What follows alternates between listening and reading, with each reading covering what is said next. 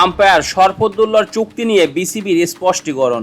Bangladesh cricket board BCB মঙ্গলবার এক বিজ্ঞপ্তিতে জানায়, আন্তর্জাতিক ক্রিকেটে আইসিসির বর্ধিত দায়িত্বের কারণে আইসিসি এলিট প্যানেলের আম্পায়ার শরফুদ্দৌলা ইবনে শহীদ সৈকতের সঙ্গে 2026 সালের এপ্রিলের পর চুক্তি নবায়ন না করার সিদ্ধান্ত নেওয়া হয়েছে।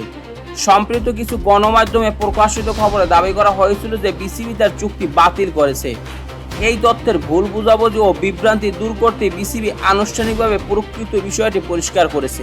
বিসিবির বিজ্ঞপ্তির মূল বিষয়সমূহ: চুক্তির সময়সীমা। শরফুদ্দৌলা বিসিবির কেন্দ্রীয় চুক্তির অধীনে ছিলেন।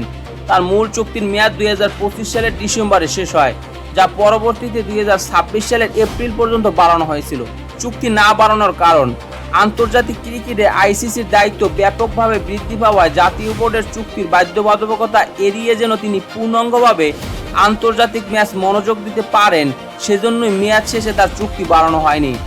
আন্তর্জাতিক মানদণ্ড: আইসিসি এলিট প্যানেল আম্পায়ারদের নিজস্ব জাতীয় বোর্ডের কেন্দ্রীয় চুক্তিতে রাখা আন্তর্জাতিক ক্রিকেটে প্রচলিত কোনো চর্চা নয়। মূলত জাতীয় বোর্ডের ঘরোয়া সূচি এবং আন্তর্জাতিক ম্যাচ পরিচালনার সময়সূচির মধ্যে সমন্বয় করা কঠিন বলেই এই রীতি অনুসরণ করা হয়। ভবিষ্যৎ সহযোগিতা: বিসিবির সঙ্গে কেন্দ্রীয় চুক্তি না থাকলেও শরফুদ্দৌলার অভিজ্ঞতাকে বিসিবি কাজে লাগাবে। দ্বিপাক্ষিক সিরিজ ছাড়াও ঘরোয়া প্রথম শ্রেণীর লিস্ট এ ও টি-20 টুর্নামেন্টে তাকে আম্পায়ারিং করার সুযোগ রাখা হয়েছে। উদাহরণস্বরূপ, এপ্রিল 2026-এ চুক্তি শেষ হওয়ার পরও জুন 2026-এ অস্ট্রেলিয়ার বিপক্ষে টি-20 সিরিজে তাকে ম্যাচ পরিচালনার জন্য নিয়োগ দেওয়া হয়েছিল। দর্শক, শরফুদ্দৌলা ইবনে শহীদ সৈকতের চুক্তি নবায়ন না করার বিষয়টি আপনি ঠিক কিভাবে দেখছেন? চাইলে আপনার মন্তব্য কমেন্ট বক্সে জানিয়ে দিতে পারেন।